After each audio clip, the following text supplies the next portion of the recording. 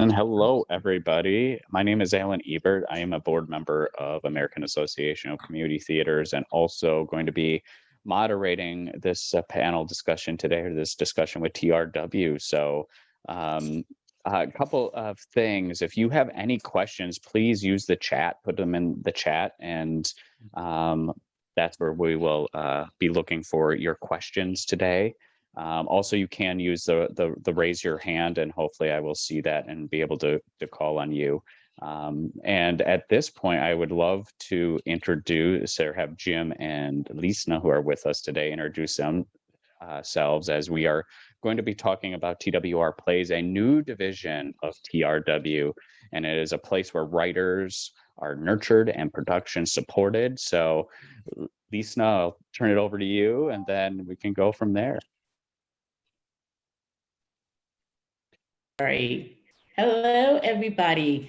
My name is Lisa Marzani, and I'm not new to TRW. I've been with TRW for about 3 years now, and we've dealt with musicals primarily for, Jim, would you say, how long, 16 years? 15 years. 15 years, and we launched a new division called TRW Plays, and that came about. The CEO, Steve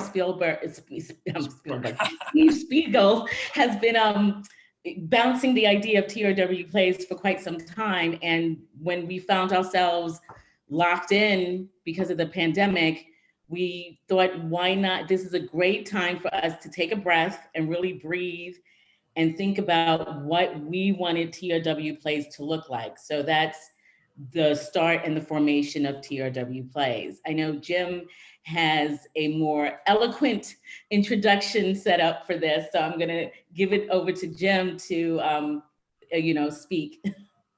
As I know, a lot of you I've met at various ACT and other conferences, and many times we've been asked, is TRW going to represent plays? And the time at the beginning of our company wasn't right to do that. And as Lisa said, it is sort of a dream that's slowly coming to fruition now.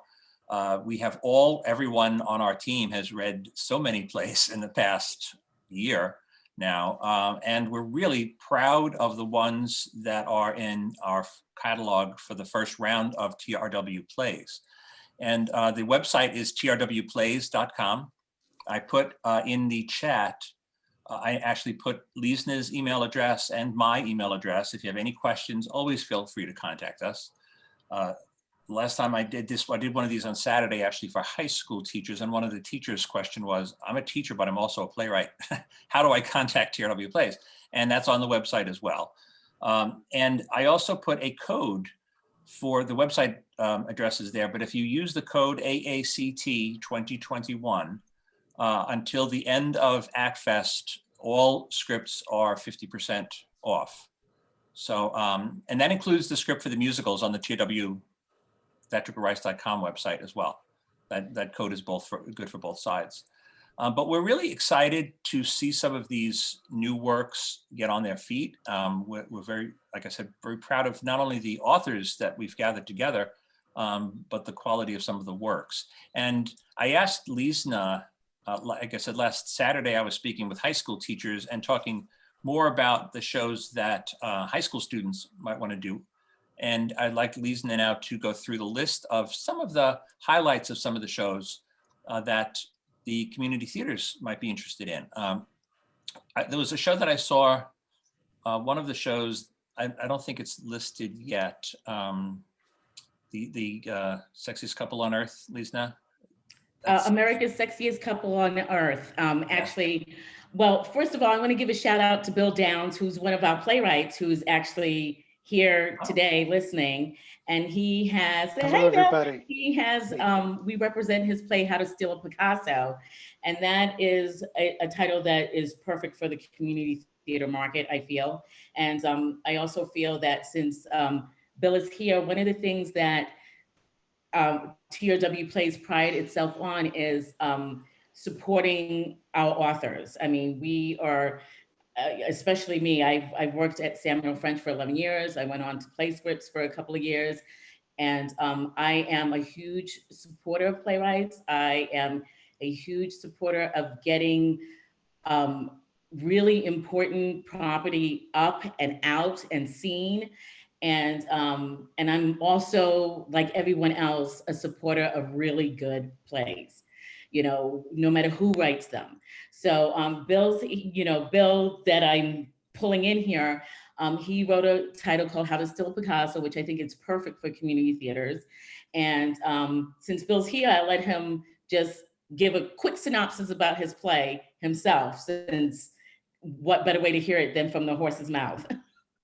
Thank you so much. This is so weird because I was just going through emails and 7 minutes ago found out that this was going on. I thought I'll log on. So it's great to meet you all. It's a finalist at the Eugene O'Neill. It's a 5-character farce comedy that takes place in Detroit.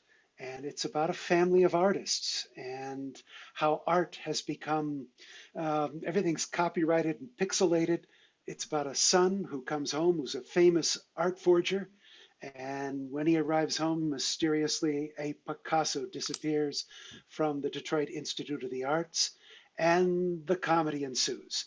I think it's one of the funniest plays I've written. It's got great reviews. And I would love it if you do my play. And I would love to be part of your production and help out and change it and make it work for you. I think every play, every production should be different.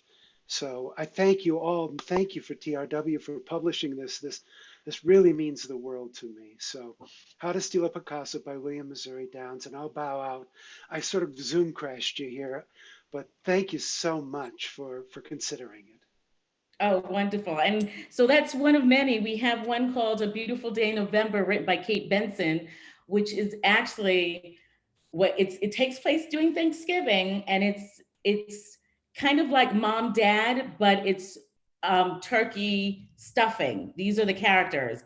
And what's really interesting about this particular title, it's how we as people meet as a family for these big occasions like Thanksgiving or Christmas, and how we interact with each other, but yet it's these foods that are associated with these events that are interacting as us, which is a very interesting piece. It's a commentator, and it's kind of handled like a football game. You have your commentators, and then it's like Turkey takes the lead, and then you hear Turkey like talk about something that happened in the past, like unfortunately, many families will pull out dirty laundry and throw it in someone's face during the time of what's supposed to be a happy occasion.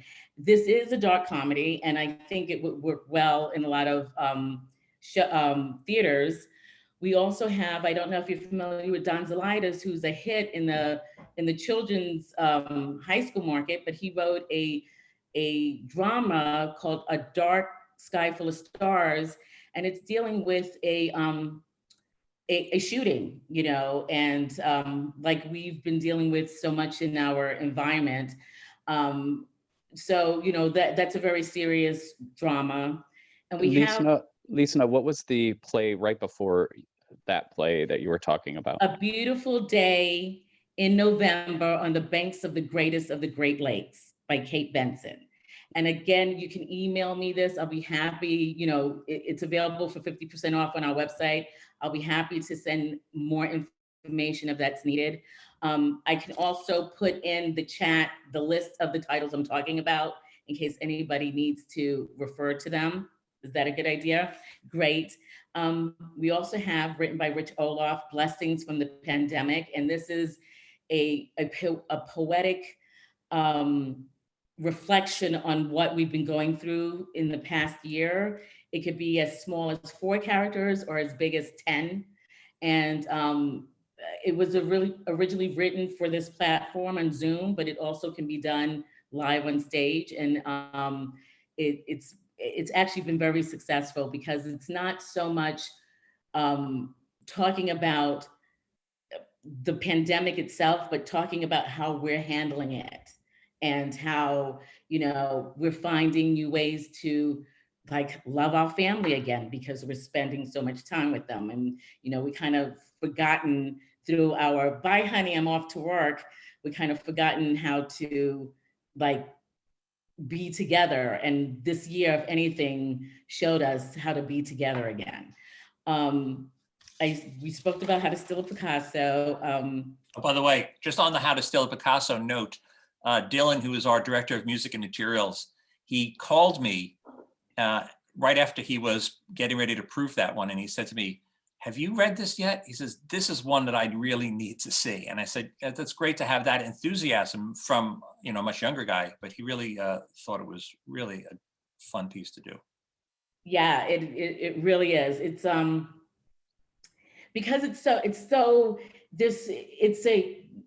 I call it a comedy / drama, because this poor this guy in this title finally gets his accolades. He wins an award, and he's finally being recognized for his art, and his estranged son, who's known as a forger or alleged forger, comes to town, and then this Picasso disappears, and it overshadows his winning this award. So I think it's definitely worth a read. I was mentioning we also have a stage adaptation of Howard's End, if you wanted to go to a classic piece. It takes place after the matriarch's Ruth Wilcox funeral. So I mean, it's the story of Howard's End. We have Senior Living, which is a series of vignettes about a assisted living facility, and it's actually pretty funny. You're dealing with people of a certain age that's still dealing with sex, drugs, and rock and roll, so to speak. So it's a really funny part to piece to work. And we also have a couple of two-handers, if that's what as a community theater coming back means, because of CDC restrictions, or if you feel that you wanted to continue on Zoom, and maybe these two-handers are a little easier to produce in a Zoom manner. We have 8 minutes and 20 seconds, written by John Yearley, which is a serious piece. It's about a young couple dealing with a miscarriage, and how common it is with first-time pregnancies. So that's, it's a serious piece. We have Lockdown, which is dealing with a woman who was a product, her husband was killed, and she is dealing with inmates who are working on coming to the, what do you call it, Jim? I can't think of it.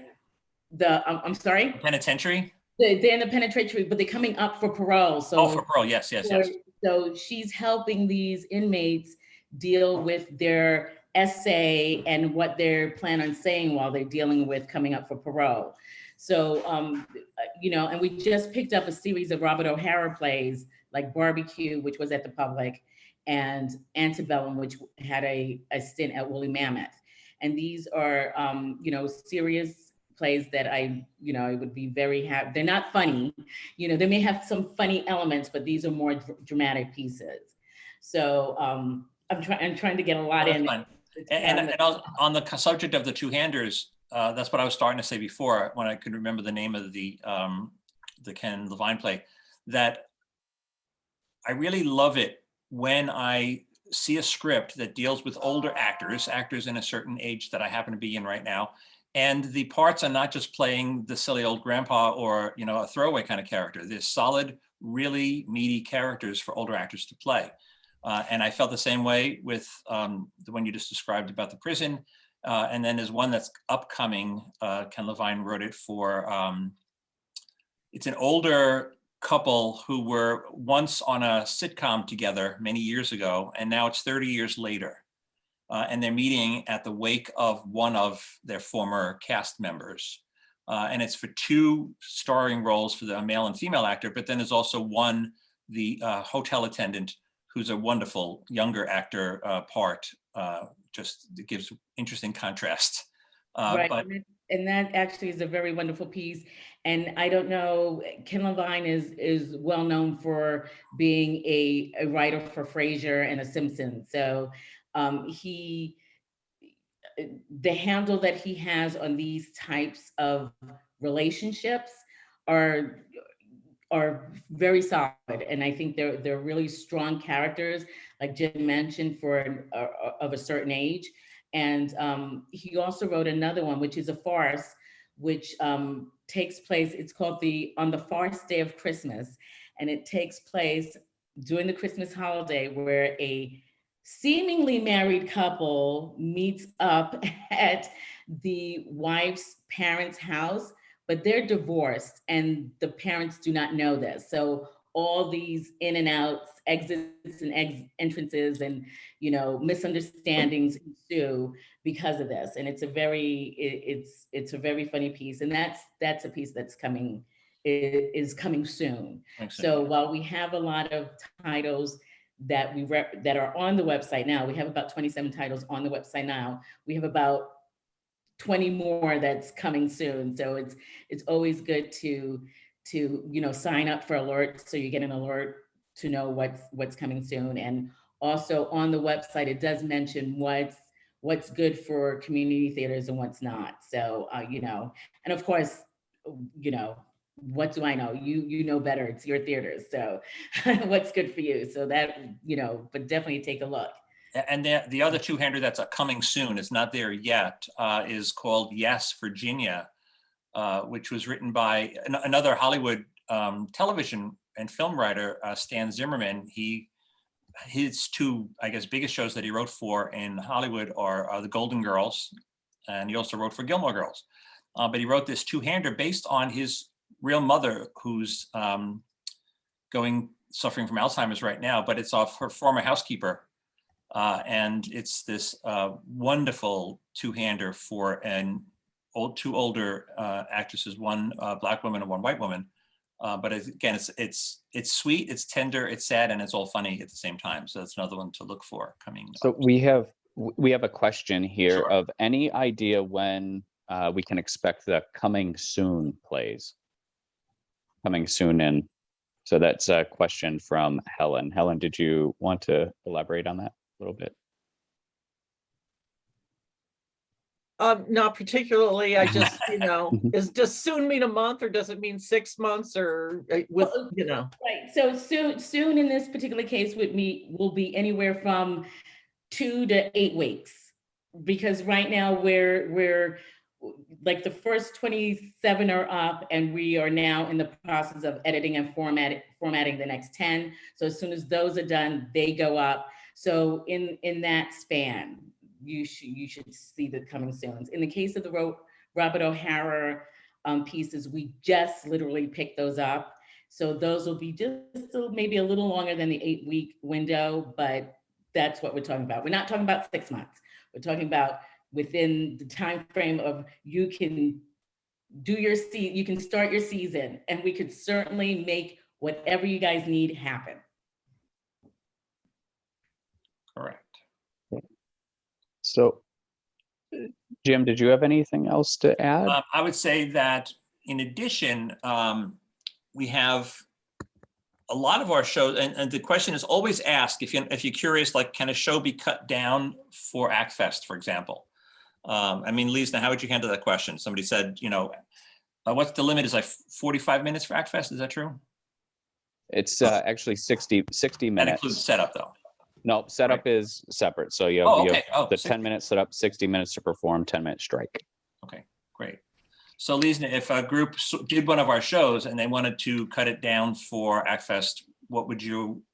I guess Lisa is the person to contact, and she will work with the I would be the person to contact. For the most part, you can cut all the shows for the most part, but there are a few. So again, it will probably be case by case basis here.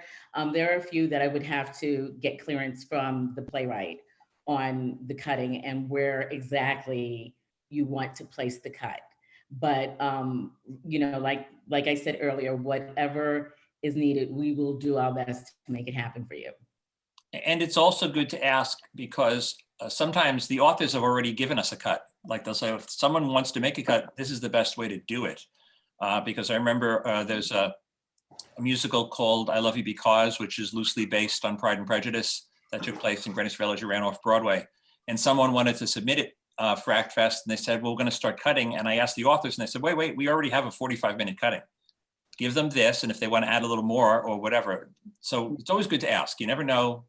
Maybe a lot of the work is already done for you. So it's right. And two of the titles that I mentioned earlier actually lends itself to it. Senior Living, which has a series of vignettes. You could make your evening as long as all 10 vignettes or as short as just adding 6 vignettes to it. The same with Blessed in the Pandemic. It's, you can make it a night, the full length of it, it's 90 minutes, but you can make it a 90-minute piece or a 60-minute piece by taking out some of the poems, because it's usually a series. What it is mostly a series of either poems or free thinking, so to speak. So you can pull some of those out, and you can make your evening any length that you want with those 2 particular titles.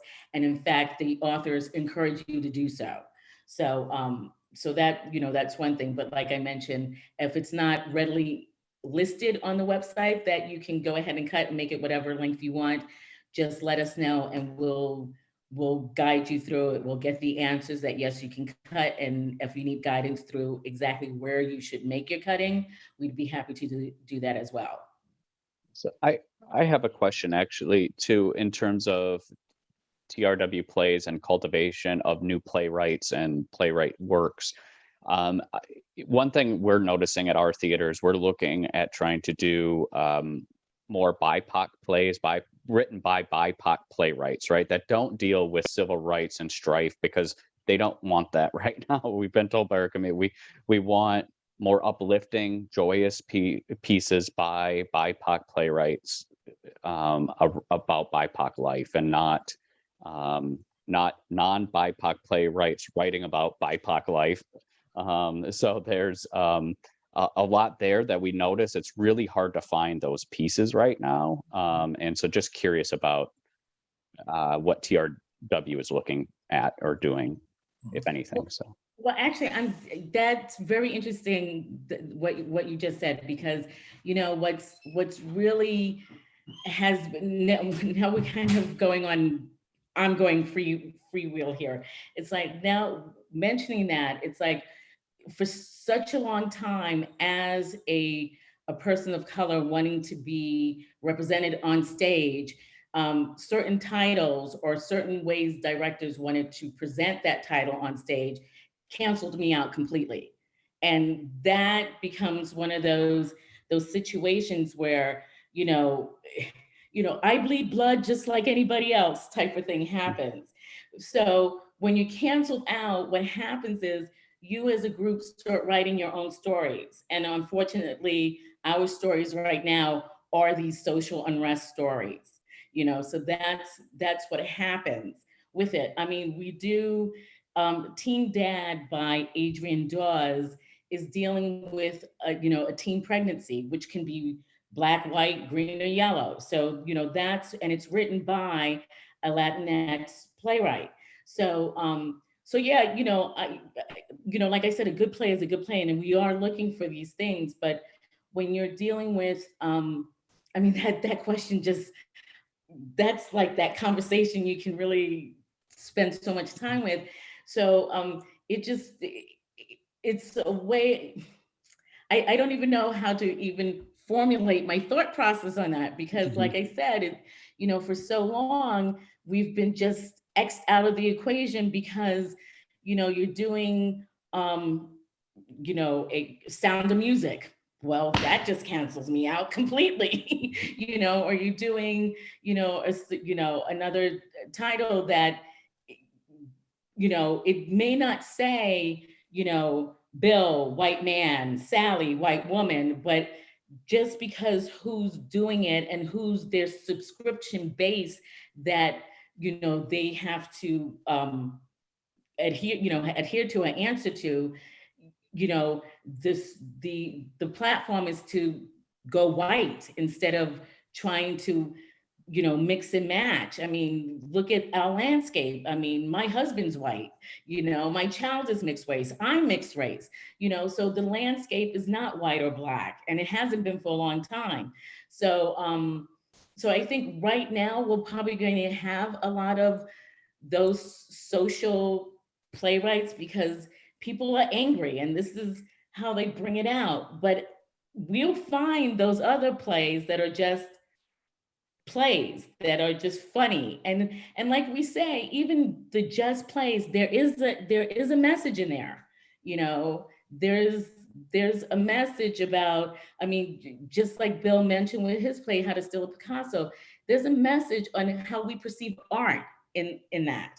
So there will always be a message no matter how light we think the material is.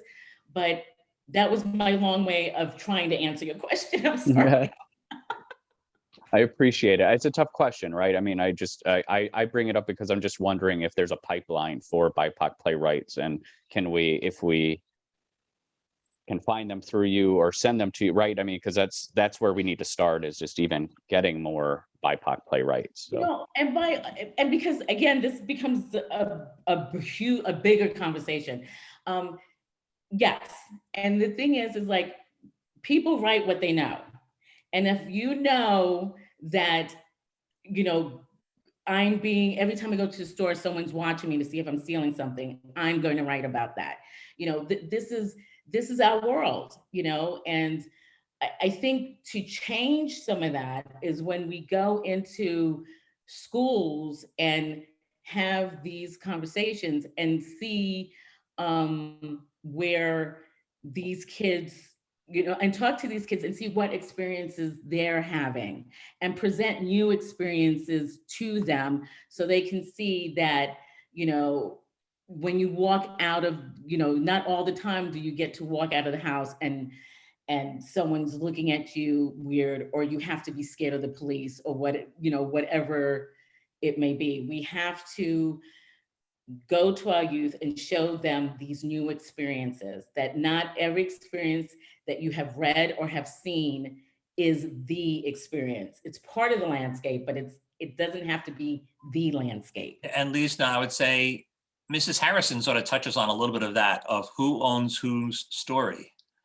Right? Yes, that's another two-hander that is easily zoomable. You're dealing with two college students. One told a story about their family. She happens to be white. The other student becomes a famous playwright, Broadway play, and her play is based on the story that this white student told. They meet up at a college reunion in the bathroom. The white student, confronts her and say, "You took my story." You start thinking, what's really happening? Is it because she took her story? Does she own the story because she said it out? It could be anybody's story. Is she jealous because this Black woman is successful? There's so many layers in this piece, which is so many layers that we deal with. So that didn't answer your question, Alan. No, but it points out my thing of a good play has layers, and when you turn the page and are surprised, that's always the best thing. That if it goes where you think it's going, sometimes it's very satisfying because you thought the storytelling was satisfying, but when you think it's going someplace and it goes somewhere so differently that it surprises you even more, that's I really love that when I go to a show that I didn't figure it out. And also, by the way, before time runs out, I also put some links just to some reviews of a few shows that I just think would do very well in the community theater, because all four of these have done well in the community theater world, except one is pretty much a brand new release, which is called Halftime. There was a documentary called Gotta Dance about a bunch of senior citizens from New Jersey who got together to dance at the New Jersey Nets halftime show. And it's not, it's a very layered kind of a piece. But since Australia and New Zealand are actually fully open right now, they just opened to a hugely successful production in Australia. So I put a review of that as well. And then Grumpy Old Men, a lot of us know the movie. That musical had, I think, hopes to going to a professional. It's been in a few equity theaters already. But I think while it's waiting to see how far it can go, we are licensing to regional theaters around the country. And then the Sweet Potato Queens. Lisa, you know more about that group, but the Sweet Potato Queens is actually like the Red Hats. It's a group that apparently there are 6,000 societies of Sweet Potato Queens. And Grammy Award winner Melissa Manchester and Sarah Vaughan. Rupert Holmes and Sarah Vaughan got together to write this one. So again, like I said, they're discounted. And if you send me a personal email, if you really want to read this script for any of the musicals, I'll send you a link. So any questions that you have for Jim and Lisa as we are getting close to wrapping up here?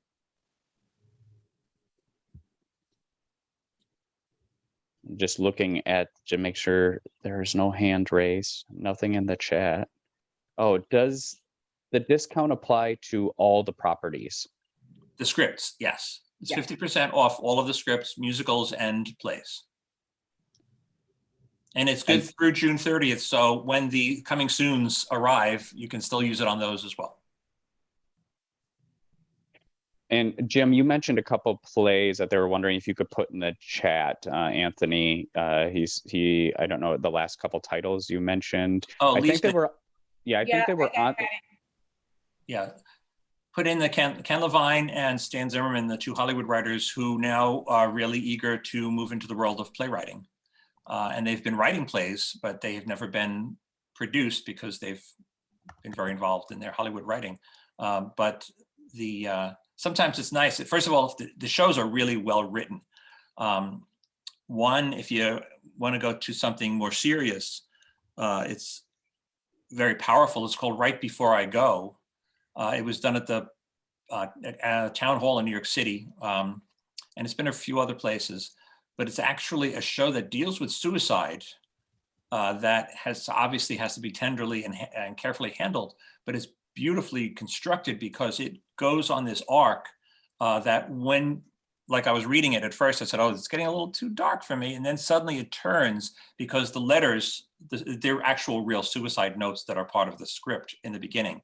But then the letters change to the notes of people who attempted but did not succeed.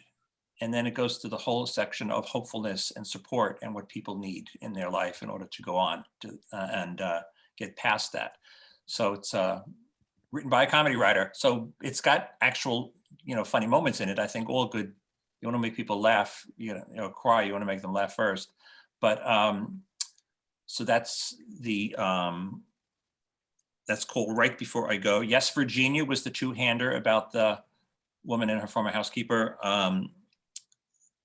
The Ken Levines were America's Sexiest Couple and First Night Before of on the Christmas. first day of Christmas. Yes, I put those in the chat as well. Loosely based on a true story of a woman who paid her ex to pose as her husband for the Hollywood visit, for the Christmas visit to home. Great. Well, if there aren't any more questions, I want to thank Jim and Lisa so very much for coming and speaking today, and Bill for Zoom bombing and talking about your production with us as well. Great to have you here as well. Thank you both so very much. This is really exciting, that you're on this new venture, and I know it's going to be quite an asset for AACT's members and organizations. So any last minute things before we call it a day?